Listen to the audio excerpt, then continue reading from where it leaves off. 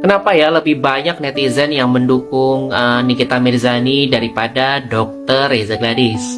Padahal secara posisi kan Dr. Reza Gladys adalah korban. Ya, narasi ini mungkin akan membuat sebagian orang tidak nyaman ya.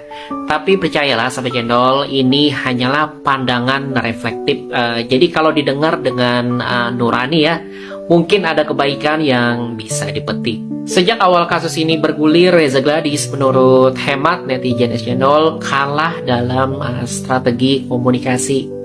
Jadi di tengah derasnya opini publik, ia diduga menyebarkan rekaman suara ya, yang justru membuat banyak orang semakin yakin bahwa Nikita Mirzani tidak melakukan pemerasan.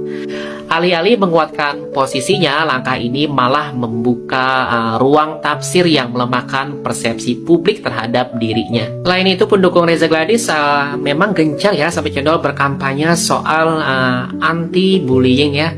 Tapi ironisnya justru ada yang melakukan penyerangan personal terhadap Nikita Mirzani.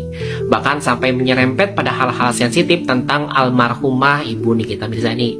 Ya, menurut netizen Cendol ya, secara psikologi komunikasi jelas melemahkan posisi Reza.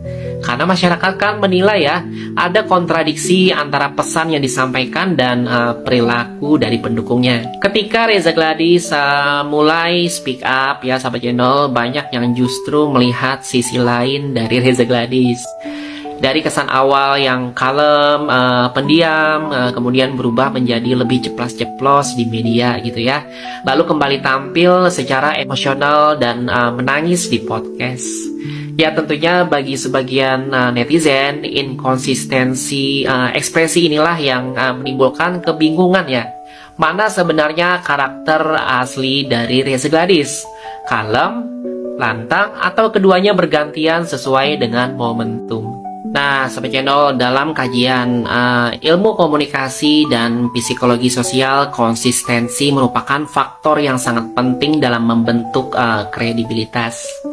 Ya, kita masyarakat cenderung lebih mudah percaya pada figur yang menampilkan keselarasan antara kata, tindakan, dan ekspresi.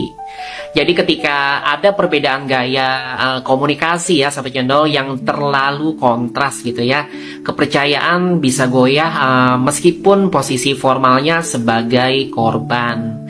Nah, Sahabat Cendol, dari sini kita bisa belajar bahwa di era media sosial ya, menjadi korban saja tidak cukup.